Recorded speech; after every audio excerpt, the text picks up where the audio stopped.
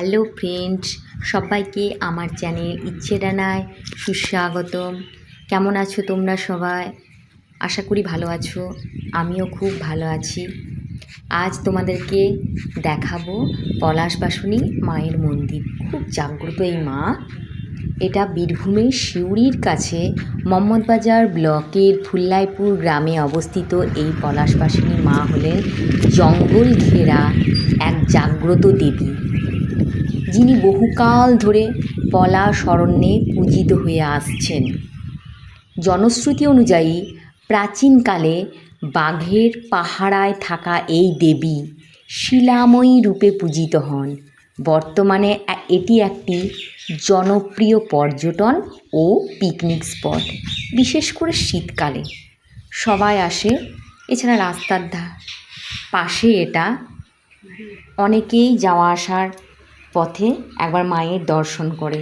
এই মা খুবই জাগ্রত মা। পূর্বে অঞ্চলটি ঘন পলাশ অরণ্যে ঢাকা ছিল। সেখান থেকেই পলাশবাসনী নামটির উৎপত্তি।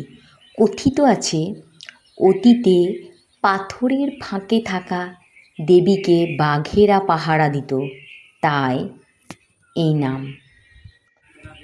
এখানে দেবী দুর্গা, কালীর প্রতীক হিসেবে শিলাখণ্ড বা মূর্তির পূজা করা হয়।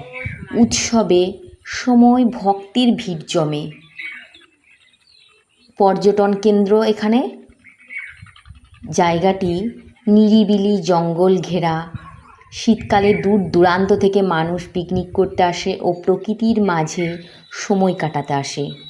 সিউড়ি বা বোলপুর শান্তিনিকেতন থেকে সড়ক পথে সহজে মম্মদবাজার এই মন্দিরে পৌঁছানো যায়। পলাশবাসনী মন্দিরটি মূলত একটি স্থানীয় জঙ্গলে ঘেরা। এখানে সামনে একটা পুকুর আছে। এই পুকুরে স্নান করে যেসব মায়েদের বাচ্চা হতে সমস্যা আছে, সেই সব মায়েরা এখানে এসে এই মায়ের কাছে, পলাশবাসনী মায়ের কাছে মানসিক করে এবং তাদের পুত্র সন্তানের জন্ম হয়। তাই প্রত্যেককেই বলছি এখানে আসবে মন শান্ত করার জন্য এবং আনন্দ উপভোগ করবে। আজ এই ধন্যবাদ সকলকে।